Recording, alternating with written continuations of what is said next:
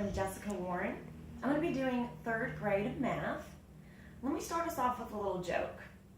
So do you know which one of King Arthur's knights invented the round table? It was circumference. It's a good one. I'm going to be doing the strategy of the concept cube, or cubing as it's referred to in our book. Got the idea from the book. I tweaked it a little bit though to make it fit for my content area. Some of the strengths for this strategy would be for teachers, it's easy to change the concept a little bit to fit your content area or the different levels of your students. And for students, it kind of feels like a game, so it's fun, and it's also something that they create, so they take pride and are then motivated to learn. A weakness of the strategy is that the students are rolling a dice, and you might not land on every face of it. As they land on a face, they answer the question. So if you miss out on one, that content's kind of missed, but since it's a concept cube, you're covering it with every angle, so it's not a big deal. I think it's a great strategy. The pre-planning for this strategy is going to involve teachers having cube nets for all their students. Then you also need to know what's going to go on the face of each of these. Now this is what the book would call for, things like associate it, compare it, describe it. But for the math content, I've changed it. It's easy to change. The way I have it set up is that students are going to create it just the same. Each face will have the same thing created. But students that are on area will do it as if area is the main focus. The other students are going to be on perimeter. So they'll answer the questions based on perimeter.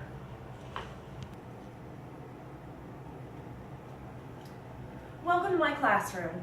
Students already have their cube nets passed out. So now what we need to do is write on our faces. The first 3 are pretty simple. My Promethean board back here will have some things displayed. So if I'm going fast, you can always look up on the board. We're going to write definition, just simply the word definition. The word formula on another face. And then provide an example. I'm going to give you guys a moment to write that down. Now that we all have our first 3 written, we're going to go ahead and work on the next 3, which are a little more complicated.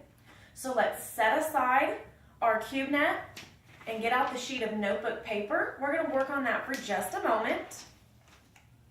The first slide we're going to work on is draw it. The way this works is students get to create their own rectangular shape where you're going to draw it, and you're going to tell me what the lengths of the sides are and which side would go where. So the example I have is draw it. 2 sides are 3 inches, 2 sides are 6 inches. Y'all go ahead and work on that. I'm going to walk around and help for a moment, and then we will all move on together, okay?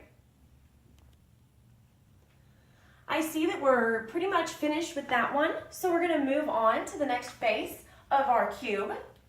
We're still working on notebook paper, so set aside that net of the cube, notebook paper, okay? This side is called It's a Square.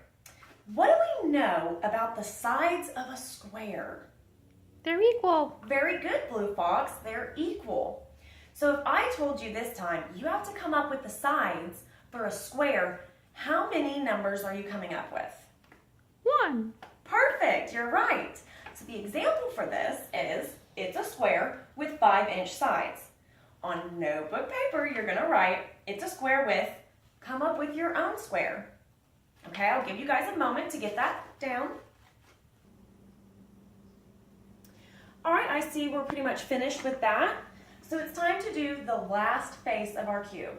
Now, again, keep that net set aside, working on notebook paper.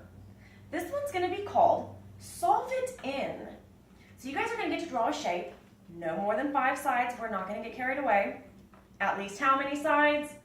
3. Good job. So in a standard measurement and in a creative measurement, Let me show you my example, okay? Solve it in inches and pencil erasers. So standard unit of measurement. Inches, centimeters, those are fine. Then I want you to be creative. You could do pinky fingernail, thumb fingernail. Get a little more creative if you want. I did pencil erasers, so that would be what you're measuring in. Now, if I didn't have a pencil topper, could I just use the back of my pencil? Sure, why not? Okay, let me give you all a minute to do that. I'm gonna walk around and help you out, okay? I see that we're finishing up here, so I'm gonna go ahead and start coming around and letting you know if you're gonna be doing perimeter or area.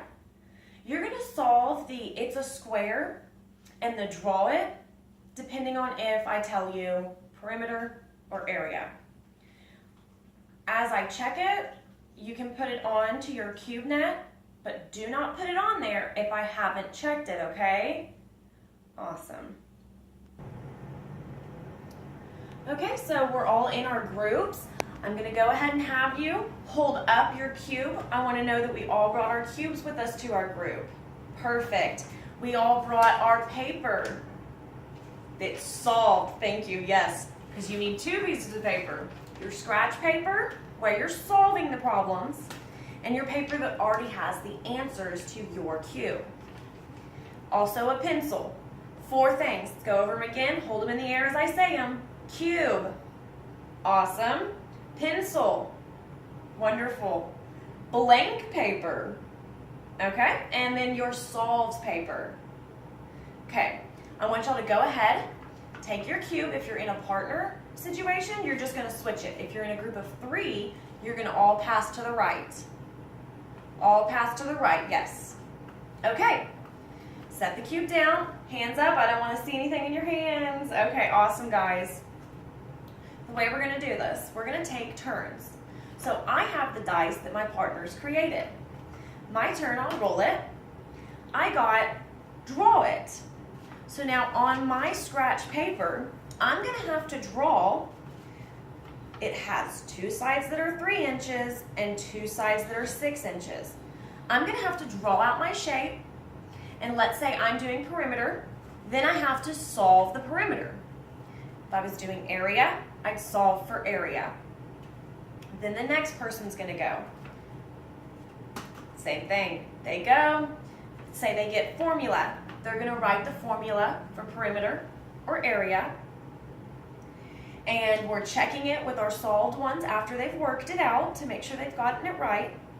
I will be walking around.